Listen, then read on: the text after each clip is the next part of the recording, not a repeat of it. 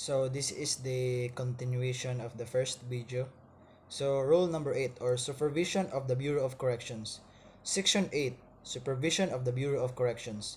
The Department of Justice, or DOJ, having the Bucor as a line bureau and a constituent unit, shall maintain a relationship of administrative supervision with the latter as defined under Section 32 or 38, Chapter 7, Book 4 of Executive Order Number 292, Administrative Code of 1987, except that the DOJ shall retain authority over the power to review, reverse, revise, or modify the decision of the Bucor in the exercise of its regulatory of quasi-judicial functions.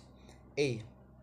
Administrative supervision of the DOJ over Bucor shall entail the following: limited to the authority of the DOJ to generally oversee and to ensure that Bucor's administrative requirements are managed effectively, efficiently, and economically without interference with day-to-day activities. Review and impasse upon budget proposal of Bucor, but may not decrease of or add to them. Such authority shall not, however, extend to appointments and other personal action in accordance with the decentralization of personnel functions under the revised Administrative Code of 1987, except appeal is made from an action of the appointing authority, in which case the appeal shall be initially sent to the Department of or its equivalent, subject to appeal in accordance with the law, and contracts entered into by Bucor in the pursuant of its objectives, the review of which and other procedures related thereto shall be governed by appropriate laws, rules, and regulations. Rule number 9, organization and key positions of Bucor. Section 9, organization and key position of the Bureau of Corrections. So Section 9 tackles about the organization as well as the key positions of the Bureau of Corrections. And first is the officers in command, and organization and staff staffing. The Department of Budget and Management, or DBM, shall rationalize the existing organization's structure and staffing pattern of the Bucor in accordance with the provisions of this Act, not according to EO 366 and relevant composition and position classification laws, rules, and regulations.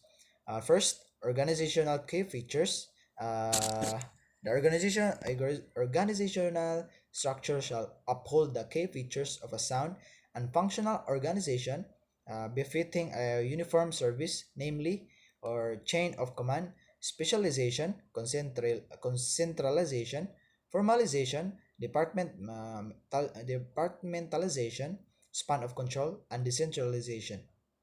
2. Structural levels. The structural levels in the organization shall be in the following order: command group, directories, support, the service, and the operating units. The Director General shall be assisted by the Head Executive Assistant, the Program Management Office, the Internal Affairs Service, and the Internal Audit Unit. Staffing design.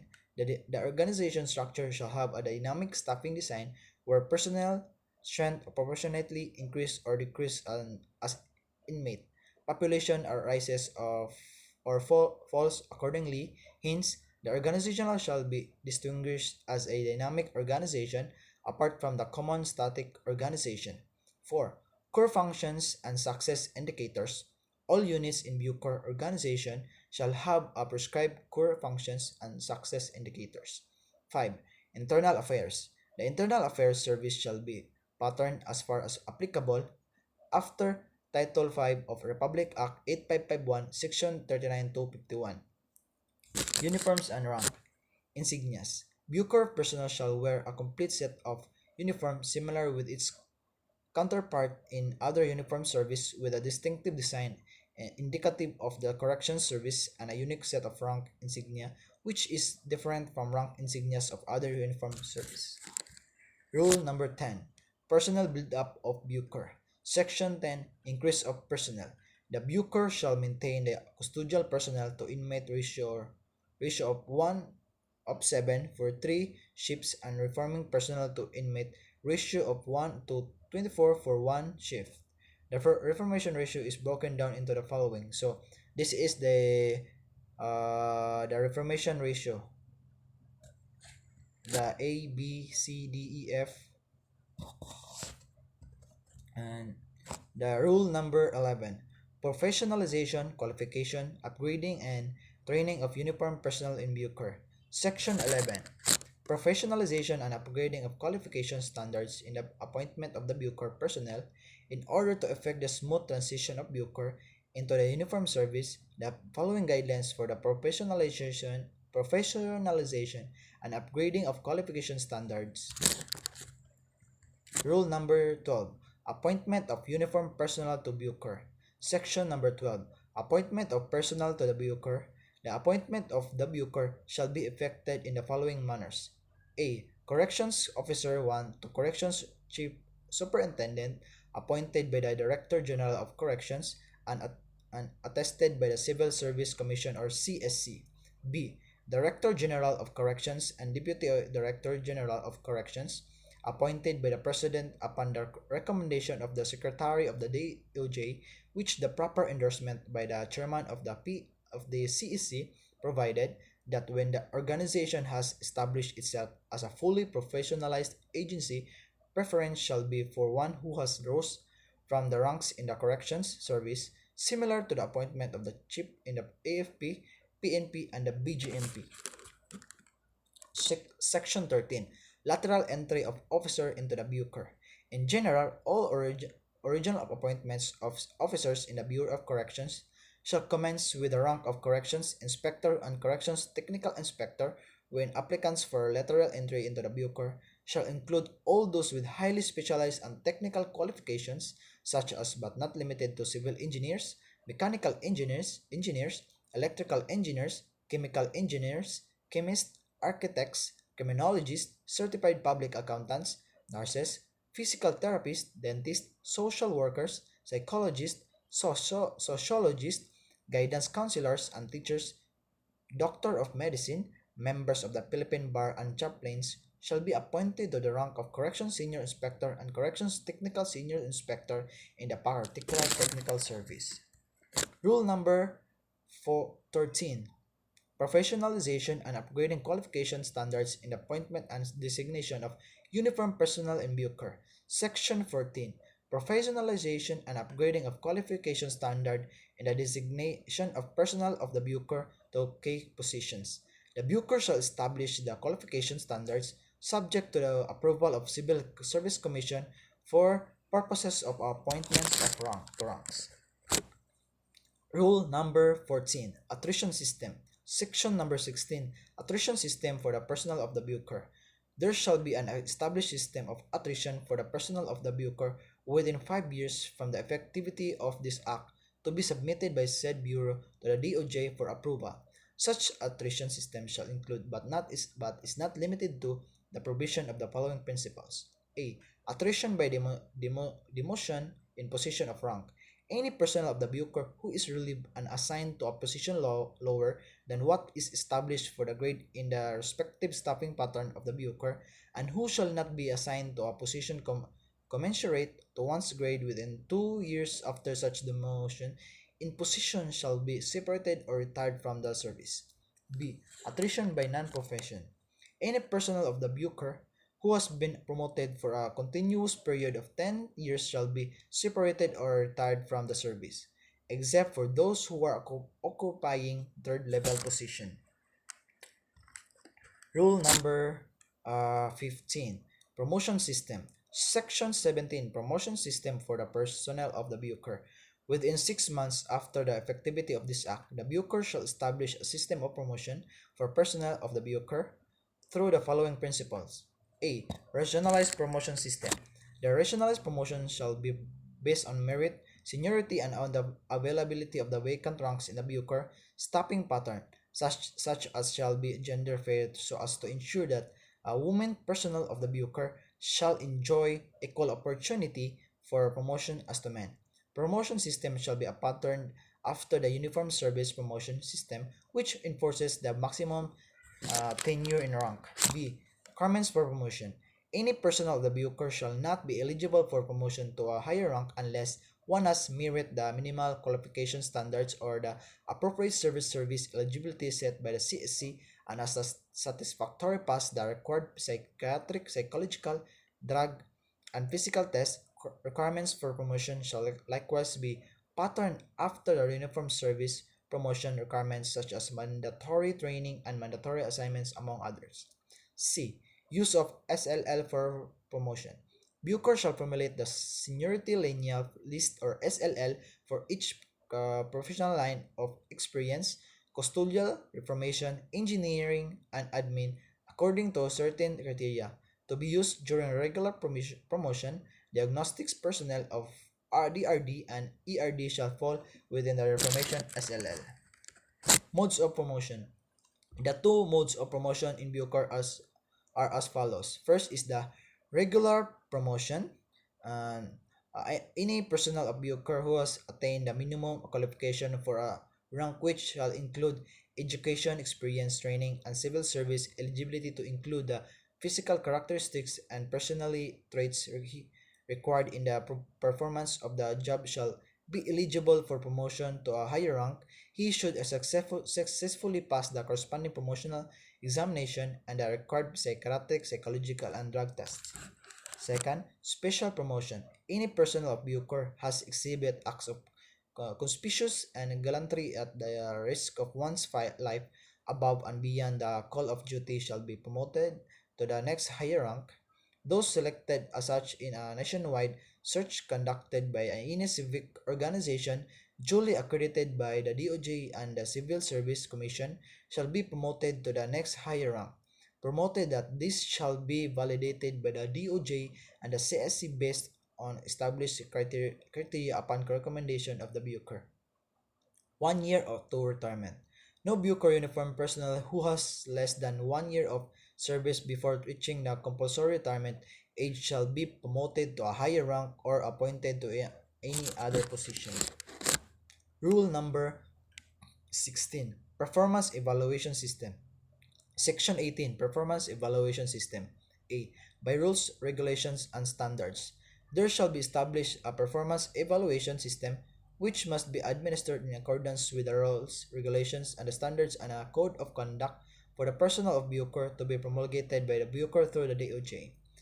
Such performance evaluation system shall be administered in such a way as to foster the improvement of the individual efficiency and behavioral discipline as well as the promotion of organizational effectiveness and commitment to the public service.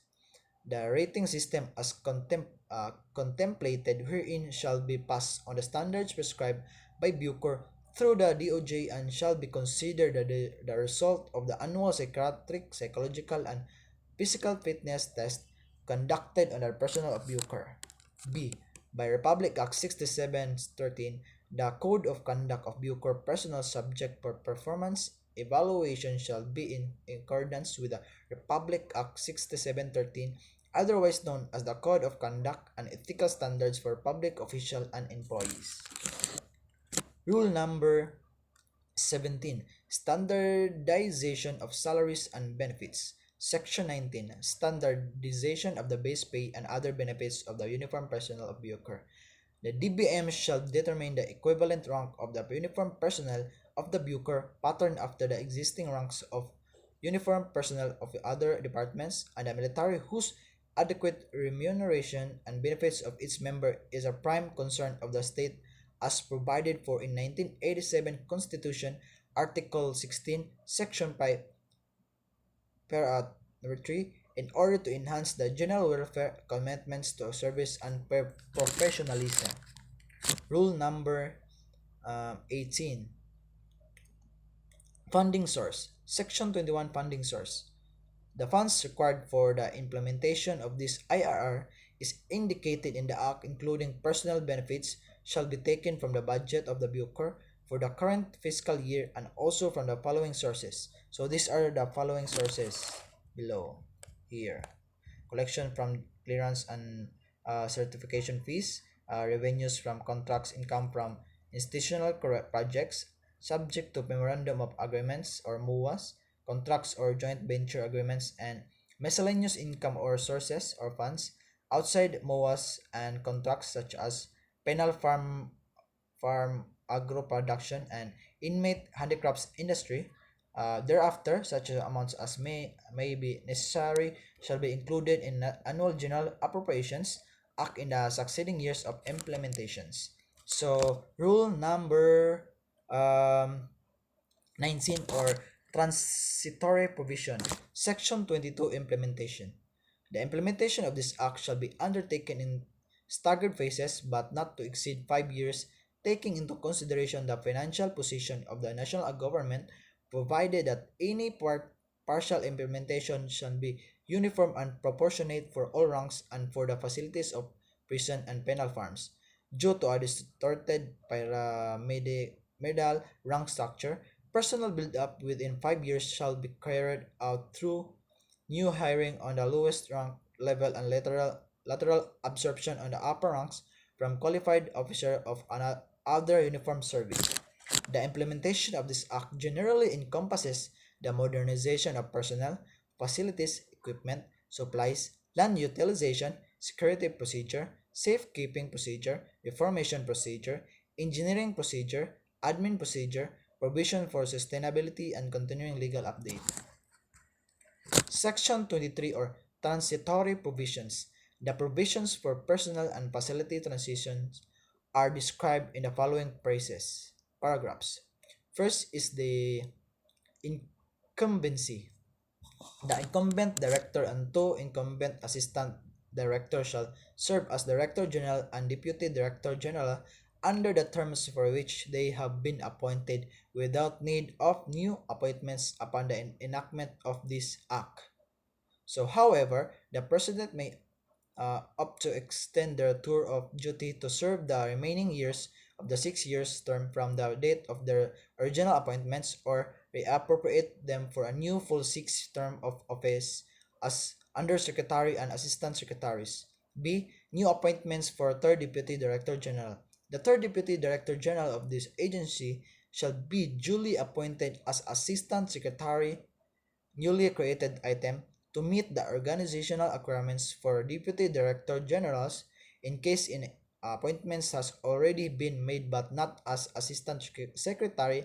He also need no new appointments to serve the remaining years of the 6 years term from the date of his original appointments as Deputy Director General upon the implementation of this act. However, the President may opt to reappoint such Deputy Director General for a new full 6 years term of office as Assistant Secretary.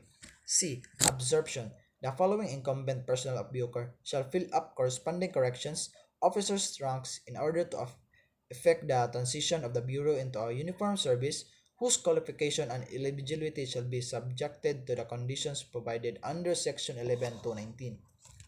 Rule number 20, the annual report.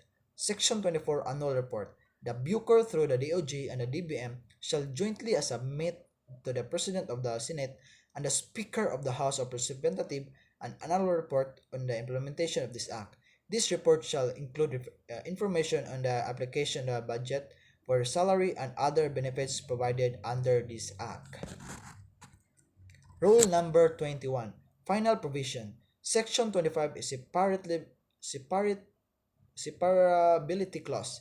If any provision in this IRR or application of such provision to any circumstance are declared invalid or unconstitutional, the other provisions not affected thereby shall remain valid and subsisting. Section 26. Repealing clause. All laws, decrees, proclamations, orders, rules, and regulations and other issuance or parts thereof which are inconsistent with the provision of this IRR, particularly on the administration and management of security, safekeeping, reformation, standard facilities, personnel, and land use, are hereby deemed repealed, amended, or modified accordingly. So, Section 27 or Effectivity Clause. This IRR shall take effect 30 calendar days after its publication in the official gazette or in a newspaper of general nationwide circulation and upon filing with the University of the Philippines Law Center of 3 certified copies of this IRR.